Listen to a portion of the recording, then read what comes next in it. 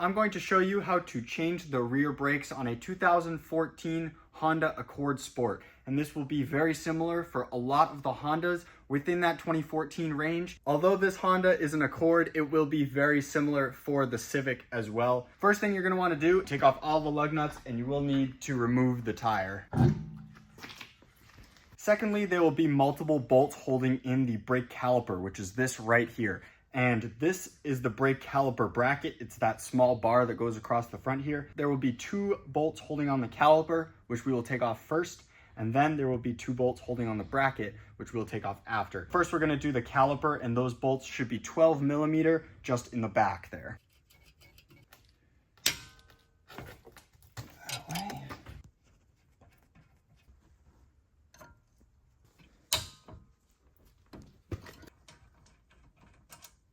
Now this caliper is actually loose and it should be able to pry right off of the pads and the caliper bracket. So I'm going to use a screwdriver and just pry back a little bit. Sometimes it takes the right angle, but you can see it kind of slides right off the back of the pads and off of the rotor as well.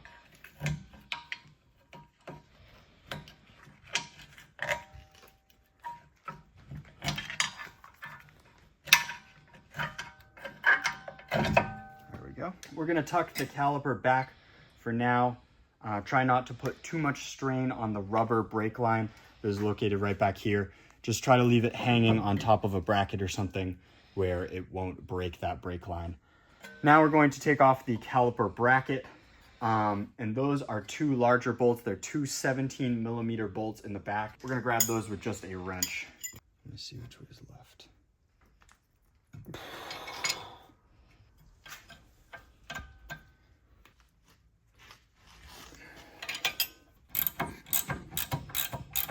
After you've loosened those 2 17 millimeter bolts, those will be a little tougher than the 12 millimeters. This bracket, once again, should pry right off fairly easily with the brake pads attached to it. You should, at this point, be able to slide out the brake pads, just like so. Sometimes it's going to be a little tough on the sliders.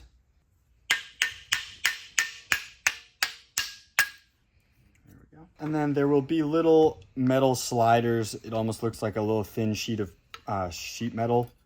This can pop out because most of the time you will get these little sliders with the new brake pads. So we're just gonna pop those out with a screwdriver and fling them all over the shop. Now at this point you wanna clean up this bracket a little bit. Right inside here where the actual sliders ride, it is important that that is clean. So what I'm going to do is get a wire brush inside there a little bit, the best I can, and then a piece of sandpaper to get just inside and maybe make it a little smoother than it is right now. This is where you inspect the brake pads because ideally you're changing your brake pads because they're either low or they are bad. And this is the example of a brake pad that is all the way worn down.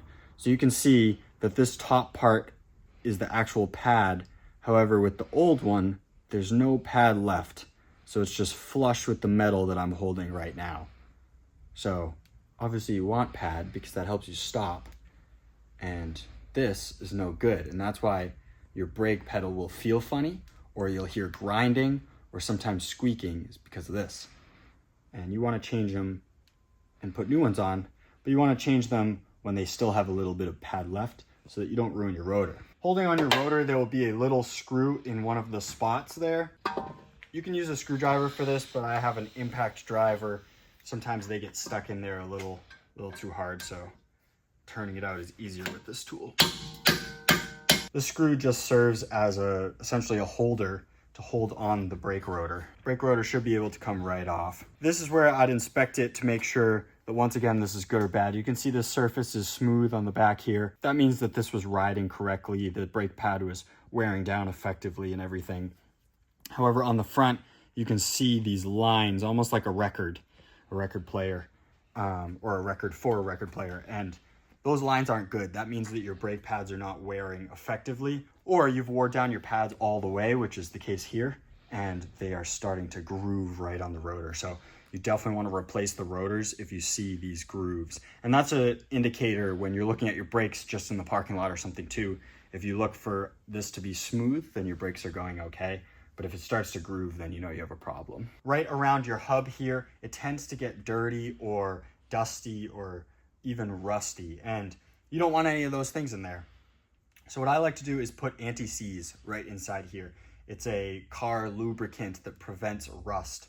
I don't have any anti-seize today, so I'm actually going to use just mechanics grease. It's like a black lithium grease that's a little thicker than normal grease, and that will do the trick as well. Anti-seize, which I'll link down in the description, that is much easier to apply and honestly better for this application. But I'm going to clean it off with my wire brush just a little bit around this circle here.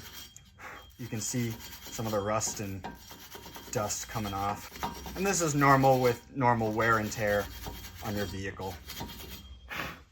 Once you've worn that a little bit, once again, I'm just using Mollygraph multi-purpose grease, and I'm just adding it right around the hub assembly. It's important you don't get it on the lug nuts itself, because you want your lug nuts to be tight, and this will prevent them from being tight.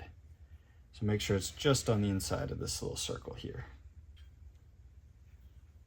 Now I'm going to put on the new rotor. I'm going to line up that guide screw with one of these holes that it's supposed to go in somehow, if I can figure it out. And I can see the guide screw hole is lined up perfectly. And this you can just pretty much hand tighten. It doesn't need to be very tight. This one's going in a little tough. After you've cleaned up the sliding positions on the caliper bracket, another important thing to note is that these pins here push in and out. You can see the rubber in the middle compressing. This is what the caliper bolts to.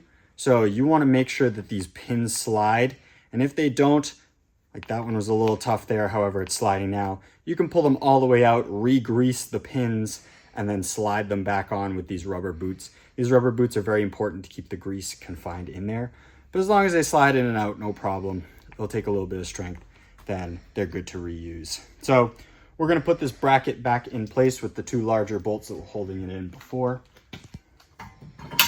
just like that. With bolt down bottom. After you have the bracket mounted in place, now it's time to jump over to the caliper. And this caliper piston is currently out. So that means that the brake pedal was previously pushed, and because the pads were worn all the way down, the piston actually came out of the caliper. So what we need to do to install new pads is compress that caliper back, which is what you need a brake caliper spreading tool. And these are for modern cars, specifically rear disc brakes. And they are a tool that looks something like this, where it has two dots on either side and then has some way to tighten it on the other side. So these two dots are going to go into that piston. You're going to have to rotate it to the right in order for that piston to compress backwards, which is what we need in order to fit it around the new pads on the car. So I have the correct tool. These kits come with a bunch of these little tools with different numbers and different applications for different cars. Ultimately, this one fits on this caliper here and the piston here, and I can attach a ratchet and socket, no problem, right onto this. I will link a link down in the description to one of these kits if you're looking for a kit like this. A lot of them are universal, but some of them have more little attachments like this than others, so sometimes it's important to look at what your car needs. But like I said, this is going to be tightened onto the piston. You're gonna have to hold the caliper with your other hand, put these two buttons right there into the caliper right here, and then tighten it. So you can see, unlike before, this piston in the caliper is pushed all the way back towards the actual housing of the caliper, and that's the way we want it when we put in the new pads. Putting the caliper aside, now I'm going to install new sliders into the caliper bracket. These are the shiny little things that come with your brake pads, and they just pop right into place right here, right in the middle. Sometimes they might feel a little loose, but that's because the shape is not always perfect. There is one on the bottom and one on the top. Now I'm going to add a little bit of the grease on the slider as well. And do your best to not get any of this grease on the actual rotor. You can see it's touching the rotor a little bit. You don't want any grease on your rotor. On the new brake pads themselves, I'm just gonna add a little bit on the sides where it actually slides on the sliders, because this will allow the pad to slide it in and out better. And then they just pop right into place, right inside the metal sliders, just like that, touching the rotor. Now the brake pad that is on the inside of the car, this is going to be the one with this little extra metal bracket. This is what they call a squealer, and that helps the noise for when your brake pads are low. They essentially tell you that they are low. Now what I'm gonna do is put grease on the actual piston here. So right on top of this circle, I'm just gonna put a little layer of grease. This allows the piston to slide around on the new brake pads much easier. So I'm gonna apply some there, and then I'm gonna also apply some on the back of the new brake pad. And then same on the front, I'm gonna do just 2 little spots.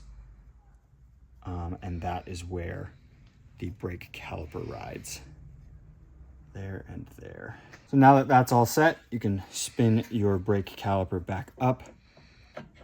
Make sure you're not putting too much pressure on the rubber line. You might have to pull in these little pins, which is what I was talking about before, but your brake caliper should slide right over. And then these 2 12mm bolts should go back in to their spots here.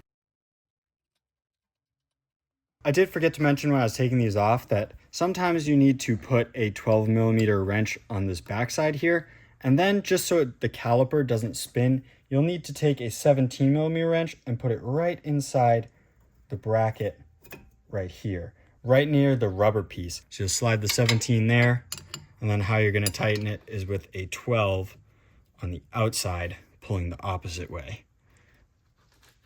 After you've double checked that the 12mm and the larger 17mm bolts are tight, and I do mean very tight, it is easier to hit them with an impact at times, or double up your wrenches and make sure that they're either torqued down or make sure that they are very tight.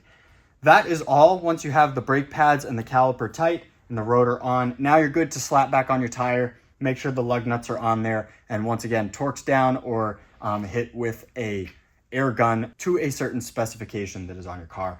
But that is all how you do rear brakes on a 14 Honda Accord. If you need a link to the parts we used or the tools we used, feel free to look down in the description, or definitely leave a comment. If you'd like to see more videos in the future like this, check out the channel. We have tons of repair videos that you can do in your driveway with very little tools. So hopefully this helped. Hopefully you learned something, and we'll see you next time.